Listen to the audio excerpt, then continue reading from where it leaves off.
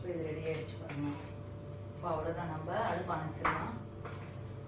நம்ம சாதம் பருப்பு இதில் சேர்க்கும் போது தண்ணி அதெல்லாம் இதெல்லாம் எதுவுமே சேர்க்காம அதை அப்படியே மிக்ஸ் பண்ணிவிட்டு அந்த அதில் இருக்கிற தண்ணியே அப்படி போட்டோம்னா கரெக்டாக இதுவாகிடும் உங்களுக்கு. இப்போ பார்த்தீங்கன்னாலே தெரியும்.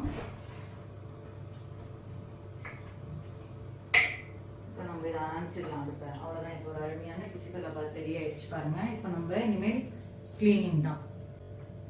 இப்போ பார்த்தீங்கனாலே தெரியும், இப்படி நல்லா குழைய ரெடியாக இருக்கு பாருங்கள் பிசிபெல்லாபாத். இதுவும் பச்சடியும் பண்ணியிருக்கேன், ஆனியன் பச்சடியும் பண்ணியிருக்கேன். நிறைய இப்போ பார்த்தீங்கன்னா கிச்சன் கிளீனிங் சொல்லியிருந்தேன் இல்லையா. இப்போ ஸ்டாண்ட் வந்து இந்த மாதிரி எடுத்து இந்த ஸ்டாண்ட் எடுத்து ஃபஸ்ட்டு நம்ம துணியால் ஃபஸ்ட்டு இது எல்லாத்தையும் இப்படி தள்ளி விட்டுருணும்.